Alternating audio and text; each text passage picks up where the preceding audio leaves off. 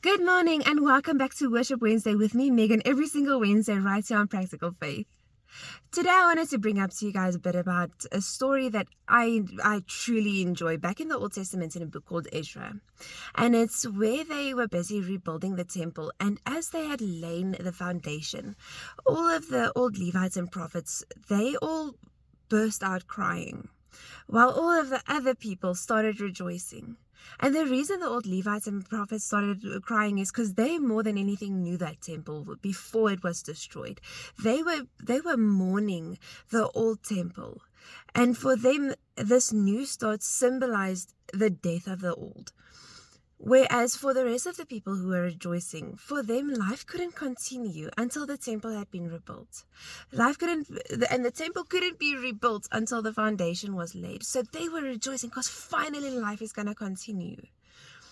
And you know what? Sometimes we have moments like that in our life. Sometimes we have, as the Levites and as the prophets in our own lives, sometimes we have moments where we mourn the old, and we are so depressed and devastated that an old chapter has come to a close. Sometimes we are on the complete opposite and we are rejoicing. Or maybe we have close friends that while we are mourning, they are rejoicing.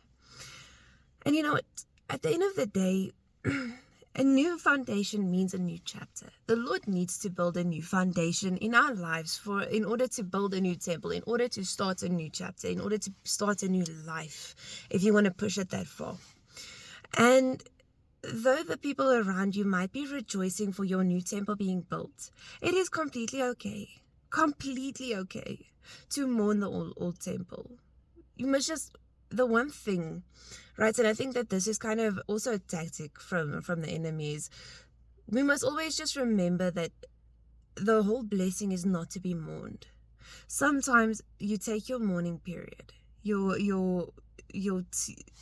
depression period. I think back to Elijah, also back in the cave, and even he had a depression period.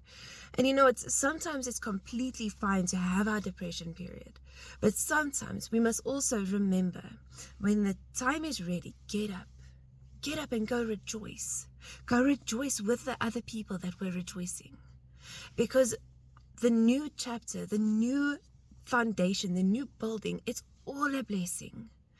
Even though it might not feel that way while the old building is being teared down, I promise I don't think they were thinking that was a blessing.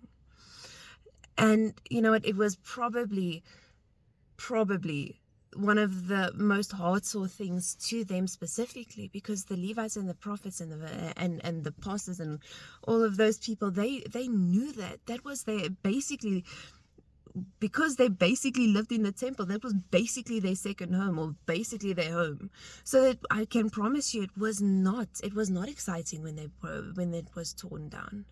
But when the Lord came and he made it all anew. He came and he changed it around.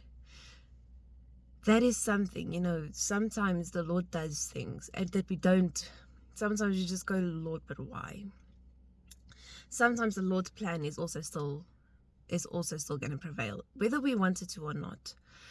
And sometimes he does things, he replaces things that we consider blessings with blessings, but we still mourn the old blessings because we are people.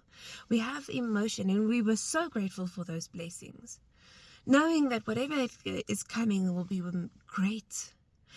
But take your mourning period. Go ahead. Take it. Just remember to get back up. I hope you'll have a wonderful, wonderful week.